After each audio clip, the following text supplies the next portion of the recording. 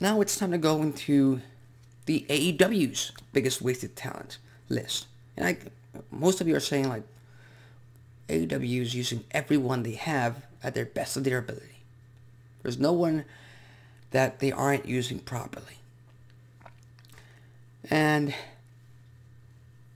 I'm here to tell you you're wrong. Because I have a few stars here that they aren't using properly.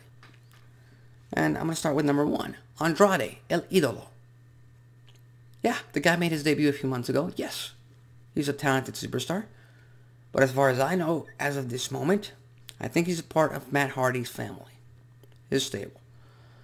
With all due respect to Matt Hardy, should not be the case. Andrade should be his own entity. If he is not riding with his own stable, he should be riding solo. That's the swagger he gives out. That is his charisma. That's how he carries himself in AEW. So what's he doing with Matt Hardy's family, which is a bunch of guys that need to be built up and protected in the Blade, the Butcher, the Bunny, and Private Party? I don't know. They might get to that in the very near future, but as far as I'm concerned, Andrade should be, at the very least, trying to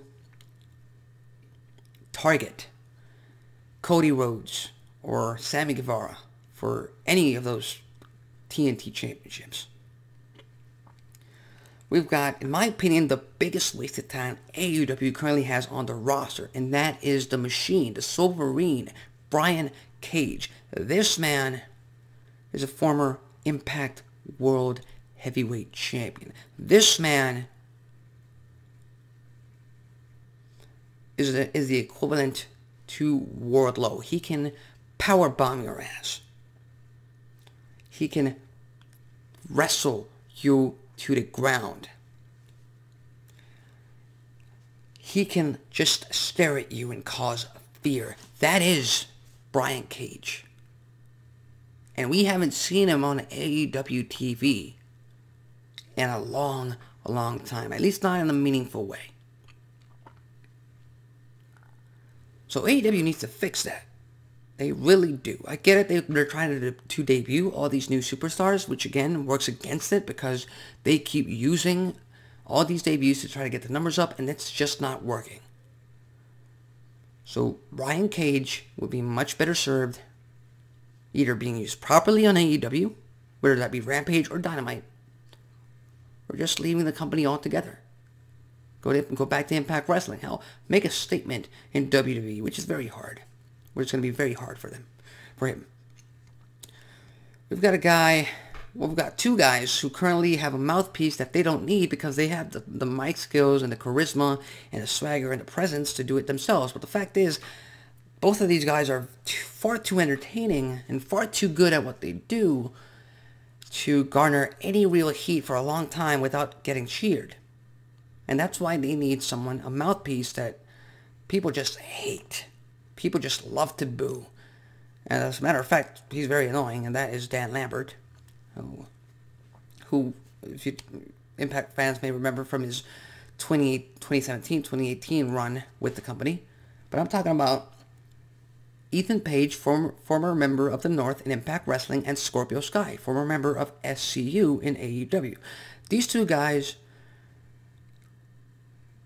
could be tag team champions.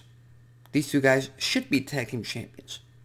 These two guys should be TNT champions. These two guys could be TNT champions. That's how good they are. They've proven it in the past. They can prove it again. And right now, yeah, they're garnering heat. They're building themselves up. But at one point, they're going to be pretty over with the crowd when they turn on Dan Lambert and American Top Team. We've got Jake Hager, the muscle of the Inner Circle, the former Jack Swagger, the former world champion. I remember back in 2019 when Dynamite first made their debut on TNT. I talked about how Jake Hager was going to be a future world champion and a future top star for AEW because at one point he was going to turn on Chris Jericho. And guess what? I'm still waiting for him to do that. I'm still waiting. At this point, he's just a walking face used as the muscle for the Inner Circle.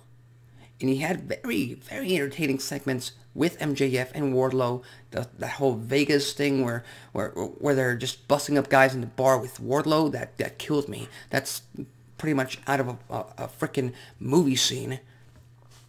But other than that, Jake Hager has done nothing in over 2 years now. Nothing. He's just there. He's just in AEW. And the guy can go in the ring. The guy is powerful. The guy has an MMA background that makes him a legit. And Tony Khan, who is the head of the creative, has found nothing for him to do other than stand behind Jericho, look tough, and just go with the flow. We've got Lance Archer, the Murder Hawk Machine. He's a #1 contender to Hangman Adam Page's World Championship. He's the next challenger, the next big match for the champion. And you know what? That next big match is Lance Archer's next big loss. Lance Archer has lost to Cody Rhodes for the TNT title. Lance Archer has lost to Jon Moxley for the AEW World title. And guess what? The way AEW has been using Lance Archer, the Murder Hawk Machine, guess what? Lance Archer will lose to Hangman Adam Page for the AEW World Championship in the near future. And that's not against him. That's not against his talent. That's not against his look. It's just the way that they've been using him. They haven't been able to figure it out, and they can't pull the trigger, and they don't want to pull the trigger on building guys up, in my opinion, the right way, which is making them world champions and building a pedigree. And if that means flip-flopping the titles every 1, 2, 3 months, then so be it. Because that's how you build stars. We've got Malachi Black. Wow. I had so much in mind for this guy on SmackDown for WWE, and then he got released as Aleister Black.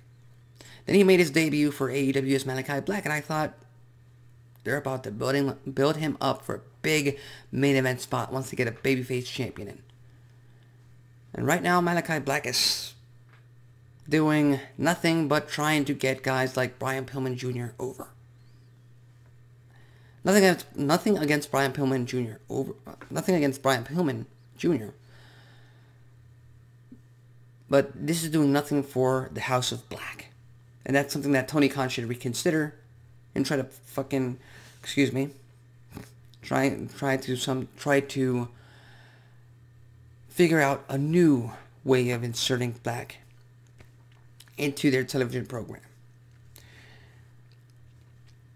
We've got the rest of the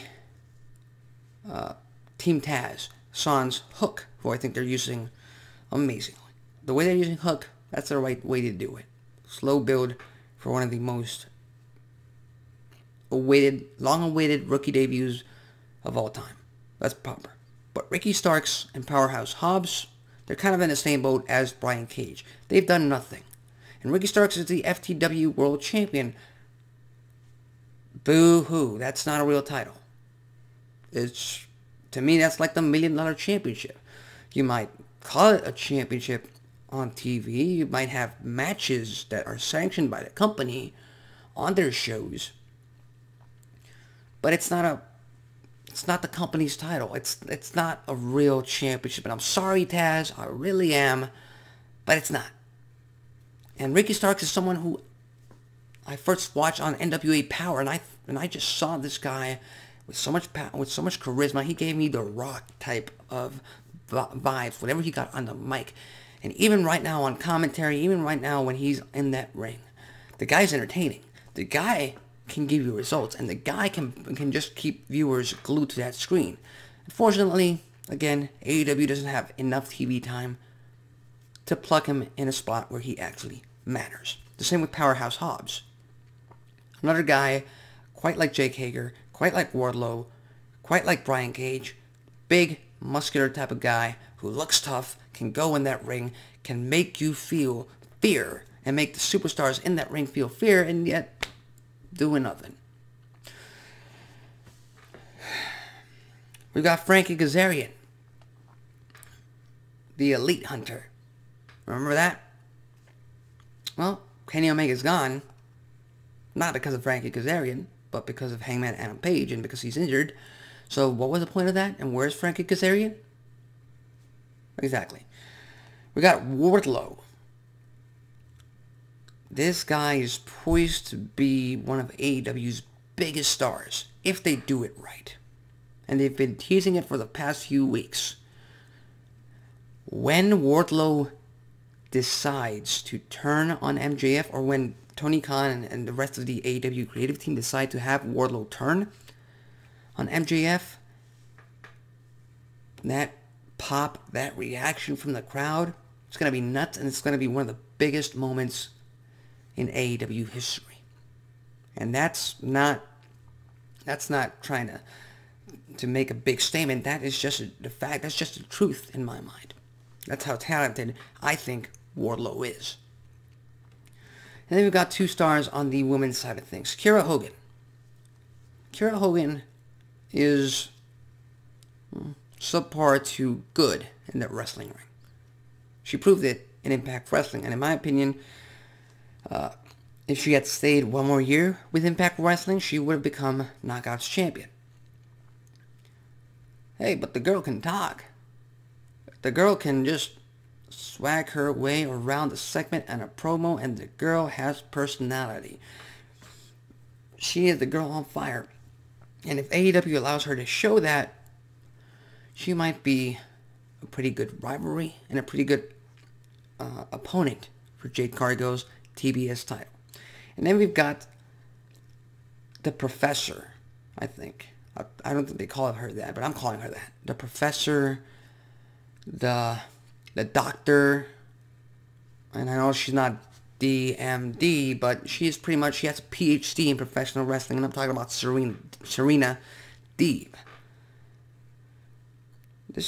This girl can run circles around anybody on that women's division in that wrestling ring. She is the equivalent of Bryan Danielson to the women's division in AEW. Enough said. And with that said, that is the AEW list of biggest wasted talent on that side of things. Do you agree with that list? Do you think I should take some of these names out of that list? Do you think I should add some names? And who do you think I should add to this list? Do you agree? Do you disagree? Leave your thoughts and comments on predictions in the comments section below.